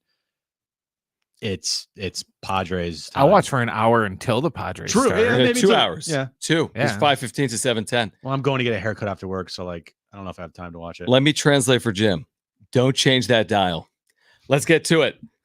I'm talking about me, moron. What do you want me to say? I'm going to watch every second of that game. That I means don't absolutely know. nothing to me. Jeez. Maybe it means something to somebody, but not to me. It's the Cowboys. Who cares? Cowboys fans. I hate the Cowboys. So listen for them to lose. I am telling you my opinion, which is what this whole show is about. Your opinion, my opinion, Right. Brent's But don't opinion. you know there's something? Okay, hold on. Behind the curtains. Behind the curtains for a second. Okay. Behind the curtains. You baited When me. NBC, when NBC has a Sunday night football game and the Niners are up 40-0 on, let's say, the Jags. That's an example. There's a rule they have for Al Michaels and Chris Collinsworth back in the day. You don't say the game is over. There's no purpose in watching from this point forward. So like there's like a media rule. You just kind of play the game. The game is when the Cowboys and Giants play here at 5:15, you tell people to tune in. When you go against that game, what do you want me to say? I don't know. You asked me, hey, Jim, are you going to watch tonight? I said, no. No, I said, are you looking forward to? I'm looking forward to Padres-Dodgers. I am too, man. But like, what do you want me to say? Dude, I cannot wait until that game. I don't know. Okay? What do we have? What are we doing? We're doing Trainwreck Radio, this is turned into a train wreck. It's already. a train wreck. Yes. All right. 3 questions, 2 contestants, 1 lifeline. Today's contestants, we have Bryson and we have Rich. Bryson, you called in first, so you have your choice of John or Rich. Bryson and Rich. You have your choice of that. I used to do that show too. You have your choice. Okay. This Didn't is a have to train ask What's wreck. happening? Who I is didn't have with to John? ask. Everyone calm down. Everybody Bryson. calm down. All right, Who's up Bryson first? and John. Bryson and John, Rich and Jim. All right. All right. All right. Bryson, are you there? I'm here. Rich, are you there? Yeah, with All right. Jim. All right. Yes. Perfect. Brent, what is the question of the day? All right, guys. Today's question is When you get in the water, do you wear swimming trunks? That's a joke. I'm just joking. That's not today's question. All right, guys. Oakland played their last game in Oakland today. Since 1971, the A's have had 7 MVPs. Today's question: name any of those 7 MVPs that played for the Oakland A's since 1971. All right. It's a Rich. big number. It is. Rich, you're up first. What's your first guess? You do have a lifeline if you want to use it. Well, Rich Gannon. No. The Oh, this is Oakland A's. Oakland A's. Oh, is that The baseball I use my team. You want your lifeline? Yeah. Okay. Is that Jim? Yeah, it's me. Okay. All right. I'm going to go with Ricky Henderson. Do you take that?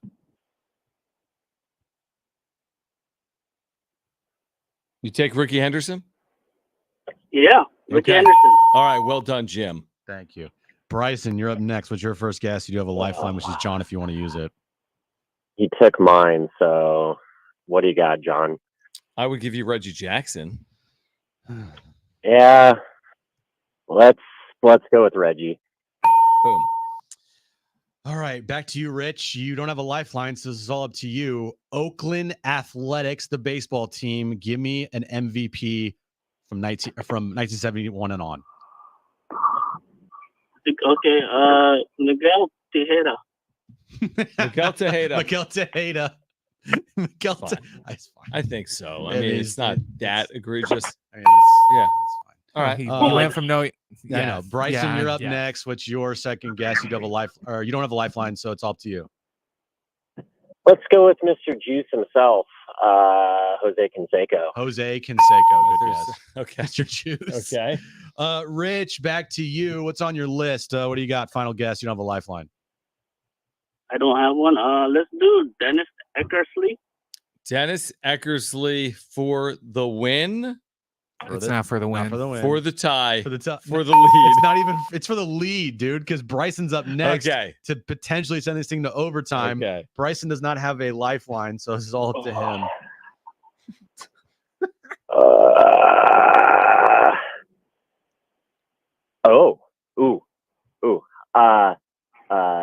Jason Giambi. Jason Jason Giambi Giambi. for the tie. Great Wow. We got two of the biggest A's fans with us right now. They just didn't know one single A's player, and all of a sudden now they And know them all. everyone. Yeah, that's fine. Brent, what's the rules of overtime in the question? All right, how overtime is going to work is I'm going to ask you another question. And when I'm done asking the question, you're going to yell out the name of your teammate today, either Jon or Jim. Don't yell out the answer. Whoever yells out the name of their partner first, you're either going to win the game by getting the question wrong or right, or you're going to lose the game by getting the question wrong. Do you guys got it? Who's answering it? What's that? Who's going to answer it? Our partner will answer it? No, you're going to answer it. When I ask the question, don't yell out the answer. Yell out the name of your partner today. That's your buzzer. And then, then Brent will call on you if you buzz in by saying Jon or Jim, and then you're going to answer it. Okay. Okay. Today's overtime question. Where are the A's moving to? Jon. I heard All right. Jon. What do you got, Bryson? Clarifying question. Do we mean immediately or in the future? You can say either. Either one. Okay, Sacramento. That is correct. Yep. You can say Vegas. You can say Sacramento. They are moving. Their last game in Oakland was Good job, Bryson. today. Wow. Rich Gannon finished second in MVP voting in that 1974 He season. did win an MVP, though, for the Oakland which Raiders. is impressive. I Yeah. know. He played Super Bowl, right? Yeah. Won or lost the Super Bowl? Lost. Yeah, lost the Super Bowl. Here in San Diego to the Bucks. Wow. Yeah. All right. Who else is on the list? One or two others we missed? There's only one. Vida Blah. Oh, Vitabla. Yeah, Vitabla. I like Vitabla. Vitabla. It's just, I'm sure that's how they would have pronounced it. Vida. Blue. All right, congratulations to Bryson. You are going to see Green Day Saturday with the Smashing Pumpkins. Isn't Trainwreck Radio so easy? It's so seamless. It's so simple. It always goes off without a hitch. Green Day Smashing Pumpkins Saturday. Tickets and info, Ticketmaster.com. We'll get you ready for tonight at Dodger Stadium, Padres-Dodgers, as we work our way to Thursday night football between the Cowboys and the Giants. It's hour 3 of Jon and Jim, and it's next.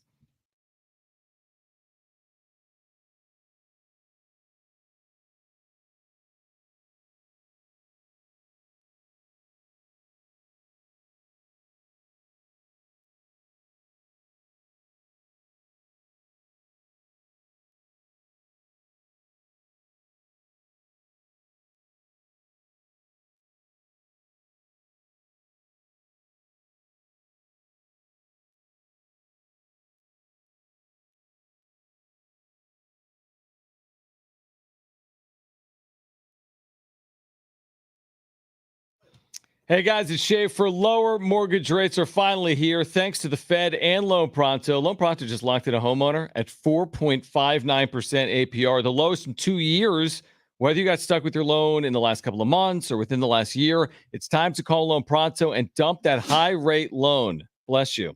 You can lock in a lower rate fast with virtually no paperwork and usually no appraisal. You can even call and sneeze. There's no limit on how many times you can refi. So get started. Use this opportunity to get cash out and wipe out your credit cards. You can do a cash out refi and get 50, even 100 grand or more out of your home. Use that to pay off all your high interest debt and end up with just one low monthly payment. If you act now, you can even skip not just your next house payment, your next 2. Purchase loans available as well. So call now. Get your rate quote in minutes with no hard credit pull and no upfront fees like those other guys.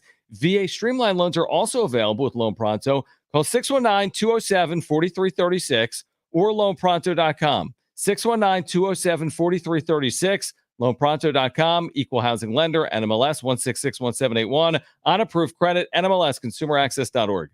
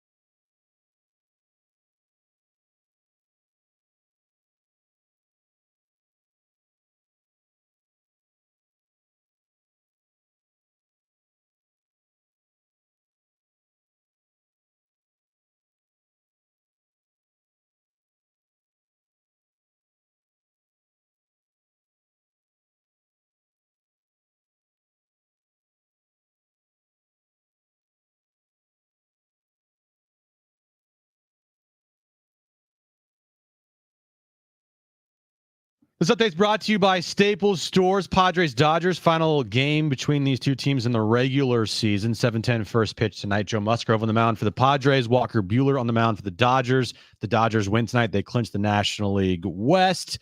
And tonight, Thursday Night Football, kicking off Week 4, Cowboys and Giants, 5:15 kickoff. You can listen to that game right here on San Diego Sports 760. And this update has been brought to you by Staples.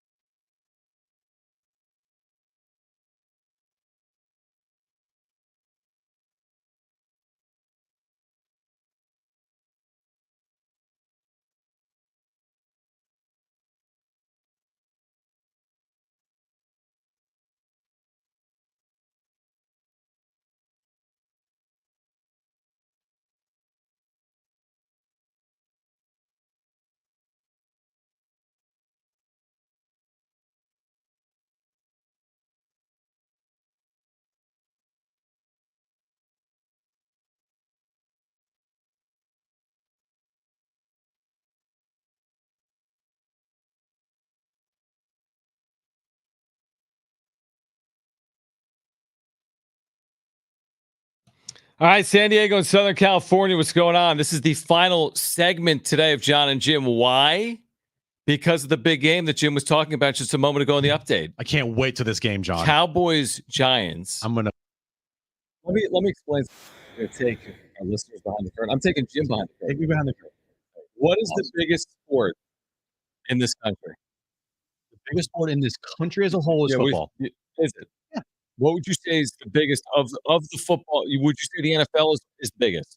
That would be Bigger correct. than spring football? That'd be correct, John. So the NFL is the big. What's the most popular team? No, I won't even say most. one of the most popular teams in the history of the sport. Probably the Cowboys. That's fair, right? One of the most popular teams. You might hate them, you might love You could almost say they're America's team. them. You could call them that. People. So here's my point, Jim. Should we maybe be talking a little bit more about NFL?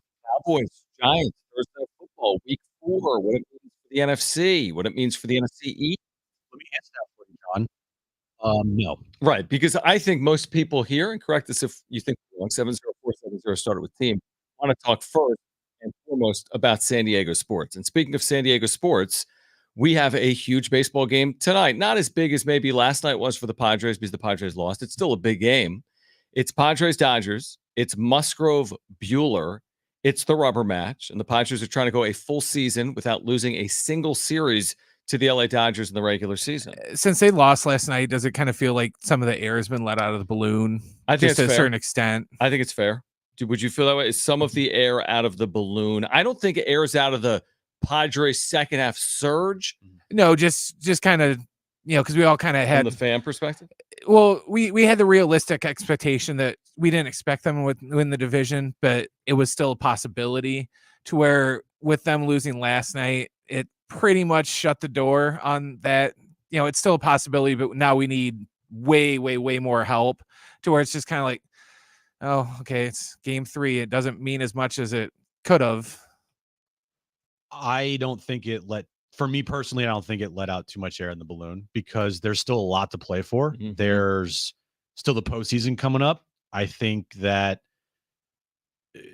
last night was a hard fought game and they had a chance to win it, and they had a chance to. They still have a chance, right? Stupid technically, pitcher's mound. They can pull off a division title if a lot of things go their way, but by no means, if they end up not winning the division and going to the wild card round on Tuesday at home with home field advantage at Petco Park, should anybody feel deflated because they didn't win the division? Completely agree. That was my point I was trying to make yesterday, and you heard in the open to the show here this hour that it was always an uphill. It was an uphill path to a division winning your last 10 regular season games. That's an amazing accomplishment. That's what they would have likely needed to do to win the division. Now they're not going to do that. They lost yesterday. They could still win the division, but you're playing to an inside straight draw. You have a 2% chance of it happening. But to Jim's point, losing last night doesn't take away from the possibilities. The possibilities are endless with this team in the postseason. They don't lose series. We'll see if we can still say that after tonight, but look at them in the second half. They've lost 2 series in the second half. All the possibilities and hopes and dreams and desires you had for this team 24 hours ago still exists right now in this very moment. Yep. All of them. Yeah. Nothing's been taken away from you. No. Winning the division is nice. I would take it. If given the opportunity, if given 2 drawers or 2 paths, I want it. I'm taking it. But you're not guaranteed success by winning the division in the postseason, and you're not guaranteed a lack of success by not winning the division in the postseason. That's where we are. You got to trust in the Padres' ability beginning next week. Can they do it or not? It's as simple as that. Take the division component out of it. And the energy, the atmosphere downtown, that ballpark, it's the best. It's going to re-energize everybody come Tuesday if you are, starting your playoffs in a wild card round at Petco Park. And listen, if they're not, that's a massive disappointment. I'm not going to go into Tuesday they gave up the 4 seed in the final 4 days. Now they're going to New York. That's a big disappointment. Yep. That would be the air being let out of the balloon type of feeling. Yes. It would also be shocking, in my opinion, for that to happen. So I'm with you. I still feel very confident. I still like the makeup of the roster. And just because they maybe don't have a perfect roster, I don't think one exists. They still have a darn good one. Are there any question marks heading in? Yeah, there are. I think there's question marks. I think Robert Suarez is a real question mark. Am I concerned about Donovan Solano's last 8 games where he hasn't hit a lick? Yeah. Last month, really. Yeah, probably I am. Am I worried about Ha-Seong Kim? Do they try to activate him the final weekend of the regular season? What's that going to look like? What does it mean for Bogaerts? Yeah. But to me, these are concerns, but all teams have concerns. By and large, I feel good about where they're sitting right now. Yep. I feel really good about where they're sitting right now. They're going into the final 4 games of the year, controlling their own destiny for the 4 seed. That's great. It is. You know, we were worried that this final series against the D-backs would be like a toss-up. Whoever wins that series wins the 4 seed opportunity, and then the other has to go travel or stay or whatever, you know. Mm-hmm. But while they don't hold they control the division, they control the 4 seed. Right. They control to get a playoff series here at Petco Park, regardless of what happens. And I think that's a great position to be in. And I really want to see Joe Musgrove tonight against the Dodgers because I want to see him shove, and I want to see him be the pitcher he's been since coming back. Yeah. Because that only further cements my feelings about the makeup of their rotation and the possibilities and the options that Mike Schild, AJ Preller have moving forward. And again, I think you win a series at Dodger Stadium a few days before the start of the postseason only galvanizes you and only gives you more reason to believe that if we can do it right now, we can do it again a week or two from now. Not that you're necessarily going through them, but if you are going through them, there's no fear. It used to be all about the Padres-Dodgers dynamic. Shoot, to start spring training, Jay Cronenworth was asked about the Dodgers. They're like, enough with the Dodgers. And we were like, well, you can say that, but you got to beat them. Well, guess what? They've beaten them now in the regular season a lot. And the things that all of us were worried about, you know, okay, one, they are going to most likely be at home in the wild card series. Check. If they happen to have won the division, you know what we'd be talking about all next week? The layoff. Layoff. Exactly. So most likely they're not going to get a layoff. Mm-hmm. So no layoff, stay sharp. Home series at Petco Park on Tuesday. They have everything lined up for them. Mm-hmm. They could be facing a team that just came off of a doubleheader the previous day, where they blew it through their bullpen and their whole entire rotation's all messed up. I mean, that's kind of close to the best case scenario you could get realistically with how things are shaping up right now. Yeah, you're right. Because if they won the division, and again, not to downplay it, we all would take it. And I think it's quite an accomplishment. But I know what I would say for 5 consecutive days, Monday through Friday next week. I'd be scared. This is concerning. You know, I'm watching. And it's almost like in the NCAA tournament, the play-in round, when you win that game, you don't have the nerves anymore. It's all you won the 12-12 game. Yeah. And now you've got the momentum taking on the 5 seed. That's how I feel about the wild card round. You win it, you celebrate it, you have less to lose. There's a little bit of a house money component to it. You're coming out of the wild card round, going up against a team with a bye. You haven't sat for a week. And these wild card teams in this era, this 2-year era of this new format, have been good. Not perfect, but they've been very good. Yeah, it's a weird feeling because I would take a division right now. I would love if this Padres team won the division and they wiped out the wild card round and they take out that random 3-game series that anything could happen and you start on Saturday. But truthfully, it's weird how I'm not gonna say prefer, but it just doesn't give me as much stress just seeing what's happened the last couple of years with teams that have had to sit and play in the division round and how they look rusty coming out and they lose those games and they don't win the series and then they don't make a World Series run. Yeah. And most of the teams that have make a World Series run besides the Astros, they've played in the wild card weekend. They look sharp. They're ready to go. They don't have a big layoff because baseball, you know, you don't have big layoffs in baseball. The only big layoff you have is the All-Star break.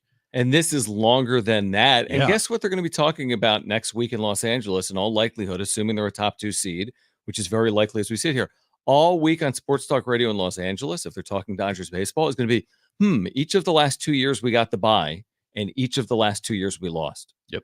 That's the story. And then add on the added pressure of the $1 billion offseason and Shohei Ohtani's first ever postseason game. So that's the hurdle that they're going to begin the postseason with, in all likelihood.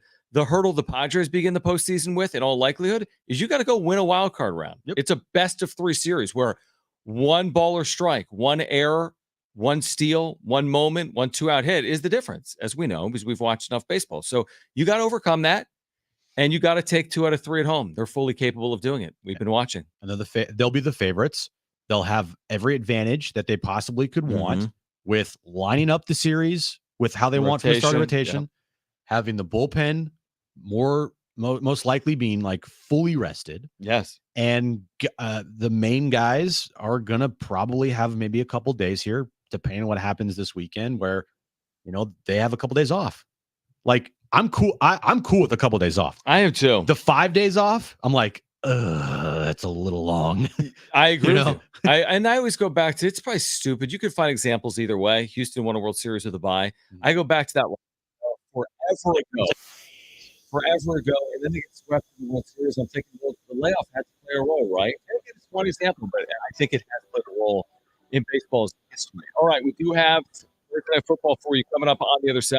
Cowboys, Giants, the Meadowlands, North Jersey tonight in mere moments. If you missed anything today, sportsrc.com, iHeartRadio app, iTunes, TuneIn Radio, or Spotify. We'll have a wrap-up show for you tonight following Padres-Dodgers. Join us on YouTube. We're on social media, Jon Jim, JONANDJIM. All right, back tomorrow at 3 p.m. Jim will be. We'll be in Mount Pleasant, Michigan. I'll join at some point. And Jim, I'm Jon. Thursday Night Football, Cowboys Giants is next on San Diego Sports 760. Hey, bye. Peace out.